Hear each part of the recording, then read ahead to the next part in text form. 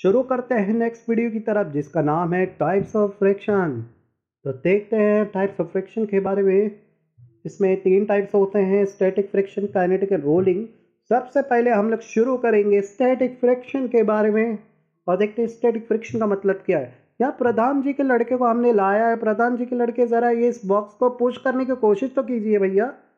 तो प्रधान जी के लड़के ने तो फोर्स लगाई और उसका डायरेक्शन लेफ्ट की तरफ है, पर उसके बाद भी देख सकते हैं कि बबुआ परेशान हो गया। अरे बबुआ कहाँ हो गया, फोर्स लगाए पर ऑब्जेक्ट तो हिलत नहीं है।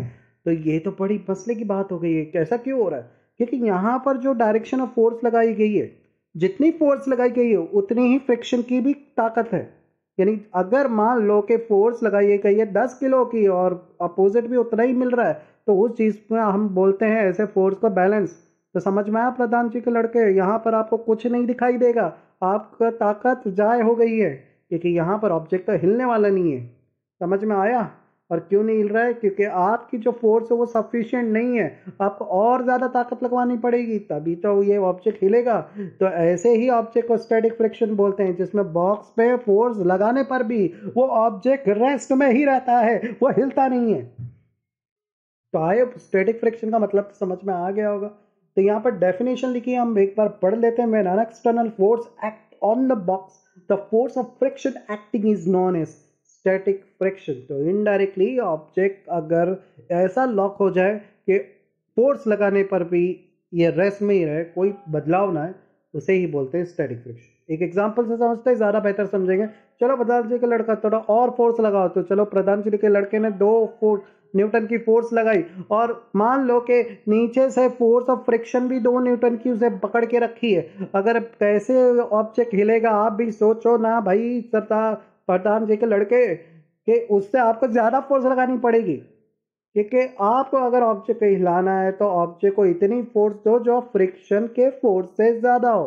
तो यहाँ पर जो कि 2 फोर्स सेम है, तो ऐसे फोर्स को बैलेंस भी बोलते हैं हम लोग, और इसी बैलेंस फोर्स को बोलते हैं स्टैटिक फ्रिक्शंस। तो स्टैटिक फ्रिक्शन इनडायरेक्टली ऐसी फोर्स होगी जिसमें ऑब्जेक्ट रेस्ट में हो और फोर्स अप्लाई करने पर भी कोई फर्क ना पड़े।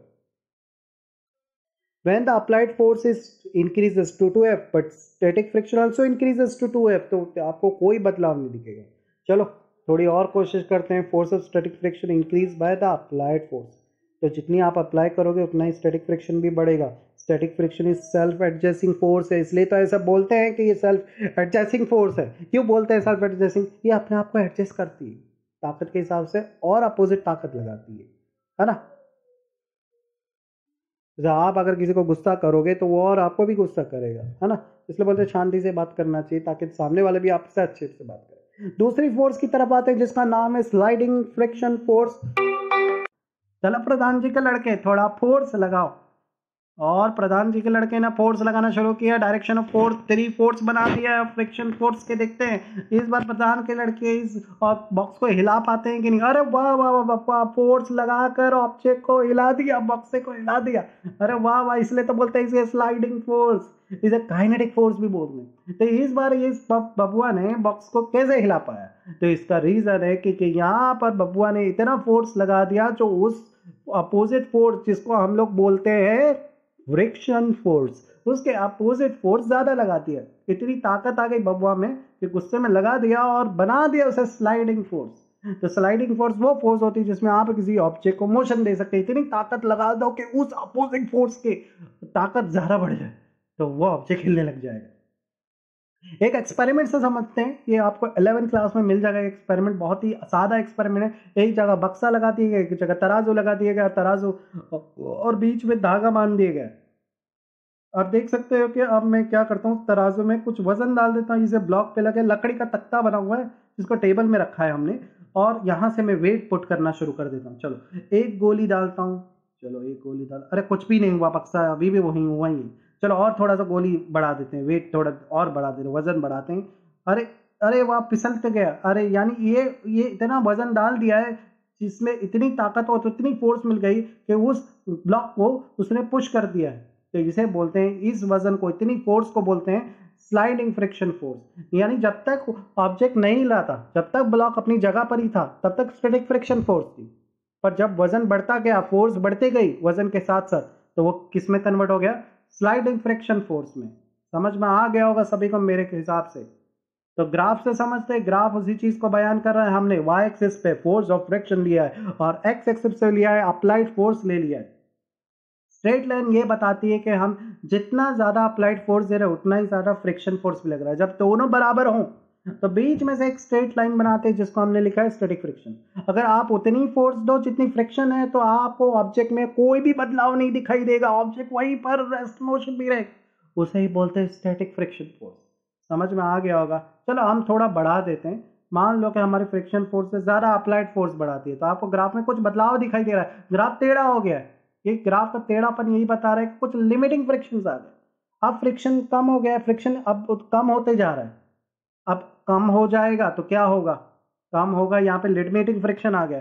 लिमिटिंग फ्रिक्शन वो डिपेंड करता है नेचर ऑफ सरफेस और कांटेक्ट में। हो सकता है स्मूथ सरफेस दे दिया, हो सकता है वजन बढ़ा दिया, कुछ भी हो सकता है। अब यहाँ से क्या हो रहा है कि लिमिटिंग फ्रिक्शन आने पर हो सकता है वजन बढ़ा दिया, कुछ करने पर अप्लाइड फोर्स बढ़ गया और फ्रिक्शन फोर्स धरा के धरा रह गया। तो यहाँ पर आप ग्राफ सीधा नहीं है, अब यहाँ पर ऑब्जेक्ट मोशन करेगा क्योंकि फ्रिक्शन से ज्यादा अप्लाइड फोर्स अप्लाई कर दी गई है। ठीक है, तो sliding friction is always less than the limiting friction as well static friction. तो लिमिटिंग वो लिमिट है जहां पर आपका ऑब्जेक्ट मोशन करने लग जाएगा। Why sliding friction is less than the static friction? ऐसा क्यों है कि स्लाइडिंग फ्रिक्शन हमेशा ज्यादा होती है? देखो यहाँ पर जब प्रधान जी के लड़का जब बॉक्स को पुश कर रहा था तो यहाँ पर वजन ज्यादा होने की वजह से और सरफेस तो कोई भी स्मूथ होती ही नहीं है, रफ होती है, तो एक लॉकिंग हो गया था। लॉक होने का मतलब क्या है कि रफ सरफेस में खड़बूड़ापन है, तो उस खड़बूड़ेपन से ये बॉक्स भी उस पर जम गया था। अब उस जमने की वजह से फोर्स लगाने पर भी ये बक्सा जो हिल नहीं रहा था अपनी जगह से, परेशान हो गया था बबुआ। फोर्स लगा लगा के थक गया क्योंकि वो लॉक नहीं तोड़ पा रहा। उस लॉक को तोड़ने के लिए जरूरी है कि इस बबुआ को बहुत ज्यादा ताकत लगानी पड़ेगी ताकि वो लॉक को तोड़कर इस बॉक्स को आगे मूव कर सके।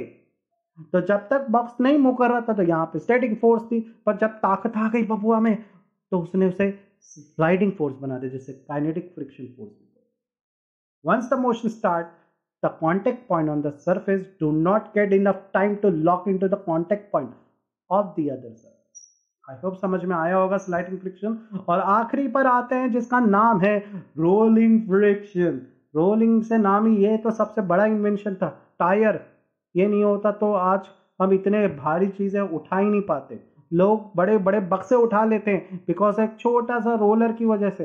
ये रोलर ये जो गाड़ी को चलाती है, जिसको हम व्हील भी बोलते हैं आसान भाषा में, अगर इस बैग में ये व्हील ना होता तो इस वजनदार बैग को एक जगह से दूसरी जगह ले नहीं जा सकते, क्योंकि रोलर का काम ही है फ्रिक्शन को कम कर देना।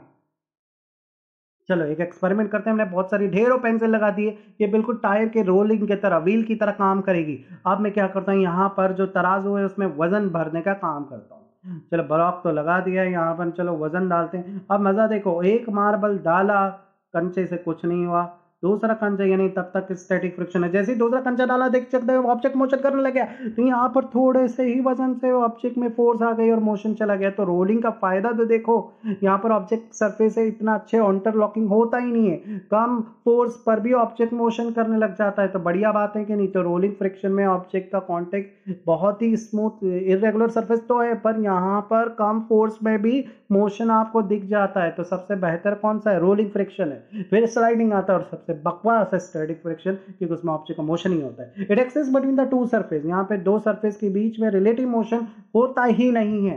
स्लाइडिंग में होता है, एक लेयर का होता है, दूसरे लेयर का नहीं होता। रोलिंग में तो भाई सरफेस का दोनों का रोलिंग ओवर द अदर होता है, एक सरफेस दूसरे सरफेस के साथ रोलिंग करता है, यानी दोनों सरफेस रोलिंग करते हैं उस रोलर के साथ। यह स्टैटिक फ्रिक्शन हमेशा ज्यादा होता है स्लाइडिंग फ्रिक्शन से, और स्लाइडिंग फ्रिक्शन जिसको काइनेटिक फ्रिक्शन बोलते हैं वो हमेशा ज्यादा होता है रोलिंग फ्रिक्शन से।